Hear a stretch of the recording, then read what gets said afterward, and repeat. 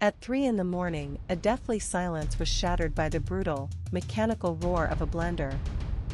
Whirring through the horrifying noise was the sickening crunch of something hard, like bone, being pulverized within. A dark red liquid pooled on the high-end marble kitchen table, dripping, drop by drop, onto the floor below. But Jian, sitting perfectly still in her chair, made no move to wipe it away. Her gaze was locked on the violently spinning blades. On the floor beneath the table, a standard daily life schedule lay in shreds, butchered by scissors, next to a severed telephone line that coiled like a dead snake. Jian stared into the empty space before her and whispered to no one at all, "Mother. Minseek won't be able to chew anything on his own anymore." Our story begins 6 months before this gruesome finale, in their newlywed home where everything seemed perfect. The sprawling apartment, with its breathtaking view of the Han River in the heart of Seoul, was a wedding gift from her mother-in-law, Ms. Jang. On the surface, it was an extravagant blessing. But this was no home, it was a gilded cage, meticulously designed for control. From the very first day, the front door code was one chosen by Ms. Jang. And in the corner of the living room ceiling, installed under the guise of security, a high-definition camera, its little red eye blinking like a sleepless demon, was watching their every move, 24/7. Every morning at 7 a.m., it wasn't an alarm that woke them, but a recording of Ms. Jang's voice from the bedroom speaker. "My dear son, it's time to wake up. Make sure you warm up the herbal tonic from the second shelf of the fridge for him." When Jian stumbled into the living room, her 35-year-old husband, Minseek, would just be sitting on the sofa, staring blankly at her. He couldn't even choose his own underwear. "Honey," he'd ask, "did Mom say I should wear the navy blue ones today, or the gray ones?" The question was asked with such innocence it sent a chill down Jian's spine. He had the body of a grown man, but his soul, it seemed, had never left his mother's womb. Jian was suffocating. A simple dinner with friends required her mother-in-law's permission. Every grocery receipt had to be submitted for inspection. The day she finally broke and begged Minseek to consider moving out, his reaction was devastating. His eyes went wide like a frightened child's, and he pulled his hand away from hers. "What is wrong with you?" he'd snapped. "Mom does all of this because she loves us. Why are you being so sensitive?" He didn't just fail to understand her pain, he actively refused to. To him, his mother's control was like the air he breathed, it was simply the way of the world.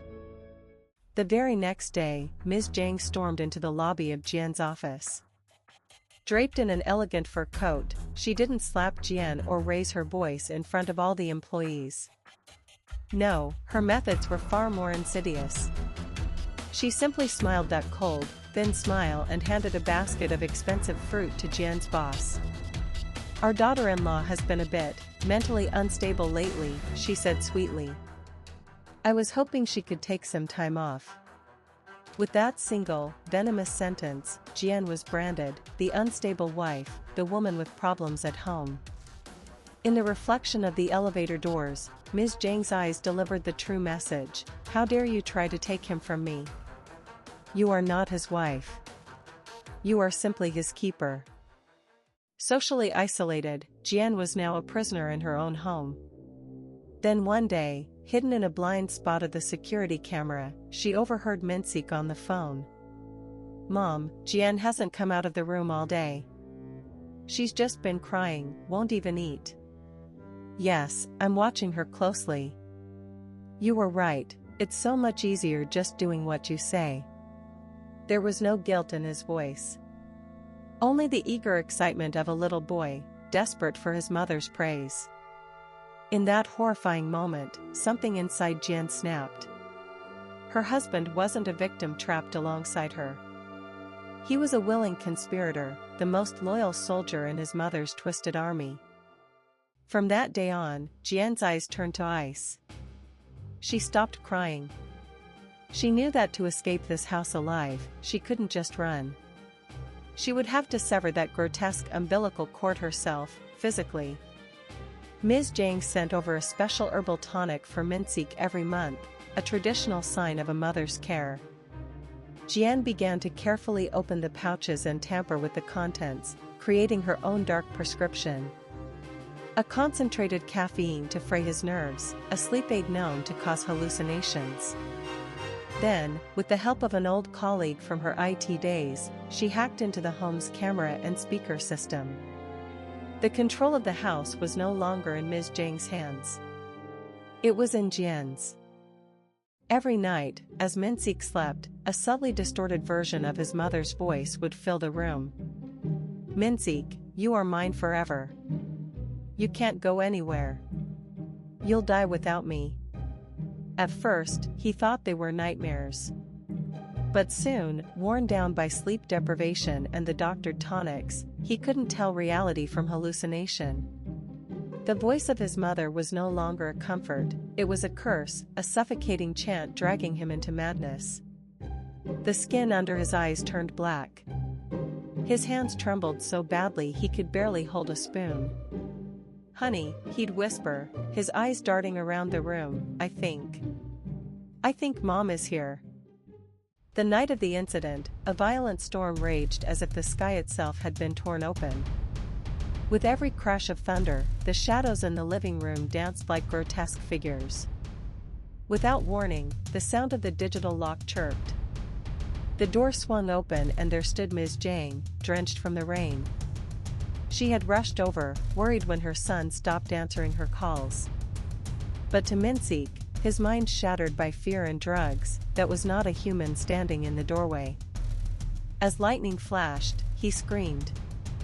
In his terrified mind, it was a monster, a dark specter that had come to drag him back into the suffocating darkness of the womb. "Stay away. Get out of my body!" Minseek shrieked, snatching a pair of kitchen scissors from the table. Ms. Jang, confused and alarmed, stepped toward him, but it was like throwing gasoline on a fire. He began stabbing wildly, at the air, at the phantom monster approaching him. He slashed and slashed, as if trying to sever an invisible cord that had bound him his entire life. A sickening tear, a wet thud, and Ms. Jang collapsed to the floor.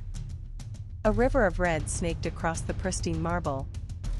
Through it all, Jian watched from the corner of the sofa, her eyes as cold and still as glass. Even after his mother fell, Minseek kept slashing for what felt like an eternity. Then, as if waking from a trance, he looked down at his blood-soaked hands and his mother's still form. An animalistic wail tore from his throat. "Mommy! Mommy?" He reverted to a 5-year-old boy, trembling and clutching at her clothes. Jian rose slowly. She didn't rush to call the police. Instead, she walked to the kitchen, took the blender, and into it she placed the tonic Minseek loved so much, along with other unidentifiable red chunks. And then, she pressed the button. This was the scene from the beginning of our story. The scene at 3 a.m. When the police arrived, the scene was a bloodbath. Minseek was arrested on the spot, but during questioning, he displayed such severe psychosis that he was transferred to a secure psychiatric facility. The world would remember this as the tragic murder of a mother by her schizophrenic son. And Jian?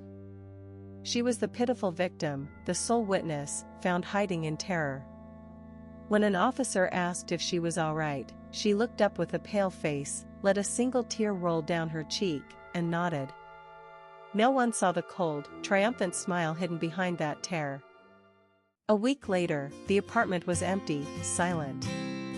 Jian stood on a chair and, one by one, unplugged the cameras hidden in the corners of the ceiling. The sound of the wires being pulled out was crisp, almost cheerful. After blinding every watchful eye, she opened a food delivery app. She ordered the spiciest, most numbing mala tang, a dish her mother-in-law had forbidden as vulgar and unhealthy. She threw the windows wide open, and the cold autumn air rushed in, pushing out the lingering smell of blood and bitter herbs. But a strange thing happened. As she lifted the first spoonful of steaming, crimson broth to her lips, she tasted nothing. Absolutely nothing. She had the freedom she craved, but her heart felt not relief, but a vast, echoing emptiness. She stared at the empty chair across the table, the one that would never be filled again. Had she really broken the puppet strings, or had she simply become the new puppet master? A flicker of doubt crossed her eyes. Perhaps she hadn't severed that toxic umbilical cord at all. Perhaps she had just tied the blood-soaked end around her own waist. The night wind blew the curtains violently.